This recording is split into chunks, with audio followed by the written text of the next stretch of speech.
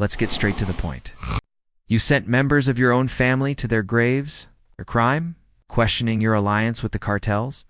But who gave you the power to decide who lives and who dies at the dinner table? This is your story.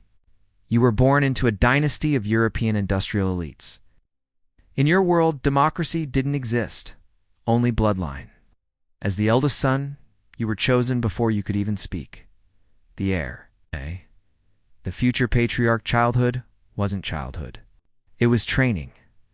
While other children played, you studied mergers.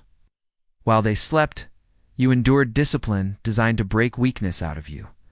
But instead of breaking, you evolved. You excelled beyond expectation. Tutors couldn't keep up. Board members whispered your name with reverence. They believed you were destined to elevate the empire. Beyond imagination, but you carried a secret. You hated it all. The ledgers. The meetings. The suffocating weight of expectation. Your love was cinema. While the family discussed acquisitions, you hid in your treehouse watching classic films. You didn't want to rule empires. You wanted to direct them on screen.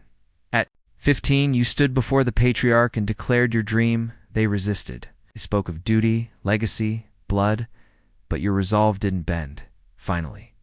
Your father offered a deal. You could leave, but if you failed, you must return before 25. You left the golden cage.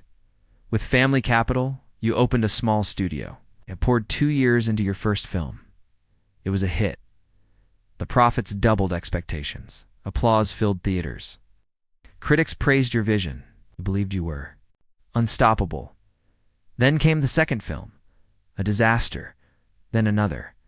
Catastrophic losses swallowed everything. Investors vanished. Banks closed their doors. By 24, you were bankrupt, humiliated. You returned home, but no one mocked you. Your father gave you advice that changed everything. Make money first. Then you can afford to fail 1,000 times. You accepted control of a struggling subsidiary, and you transformed. You cut departments without hesitation, fired executives, invested aggressively in new technology. Then a year, revenues exploded. Triple-digit growth. The board celebrated you like a hero. That night, drunk and nostalgic, you slept in your old treasure. From above, you overheard laughter.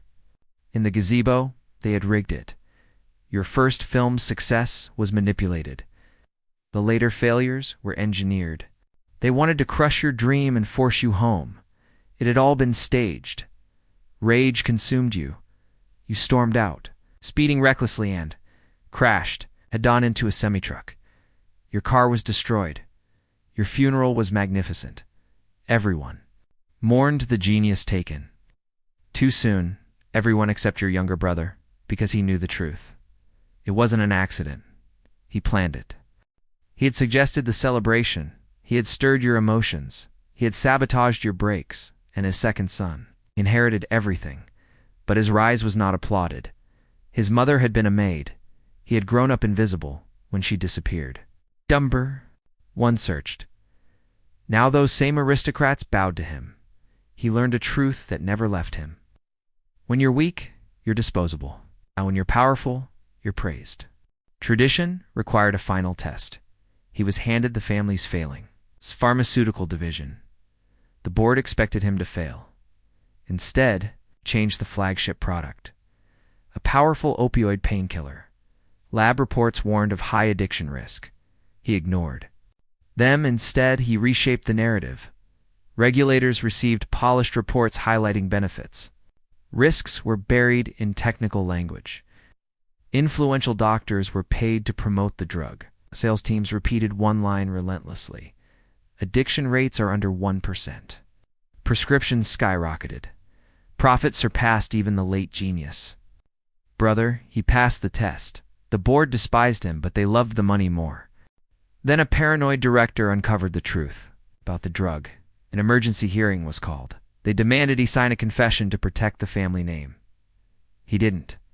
Panic. He educated them. Addiction, he explained calmly, takes time to surface early. Blame would fall on users, not producers. And if lawsuits came? Chapter 11. Bankruptcy would consolidate claims. The company would die. family would survive. Meanwhile, before collapse, they would drain profits through dividends, bonuses, offshore transfers. The corporation would take the punishment. The wealth would remain untouched.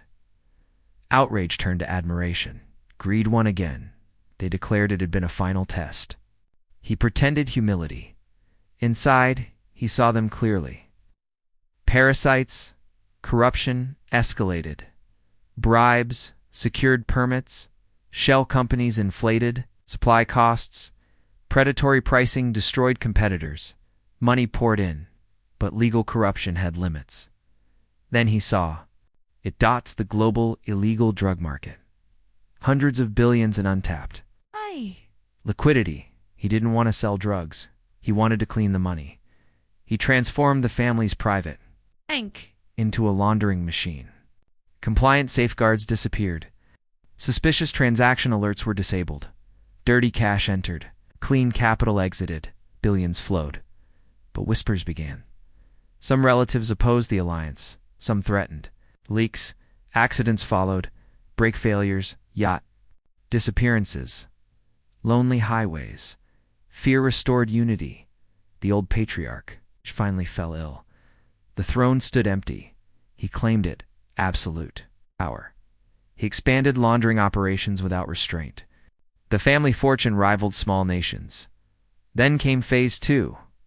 He planted loyalists, inside enforcement agencies, sleeper agents, not powerful yet, but climbing.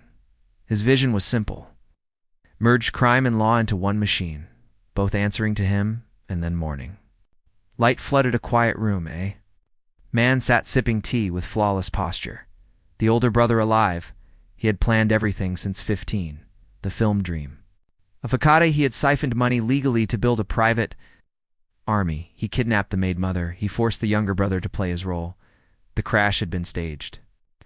The funeral, theatrical. Now the ruthless king knelt on the carpet, the dead. Brother watched with icy calm. "You performed well," he said softly. "As a reward, you may see your mother for 1 minute." The younger brother bowed. Before guards removed him, the elder gave instructions. Pawn 89. They helped secure the governorship. Contact has been lost. Find out why. A pause. And pawn 135. The chemist. Report. Says he died in a lab fire. Confirm whether the asset is truly destroyed or still useful. The cup touched the saucer. Outside, the sun rose over the empire and the game continued.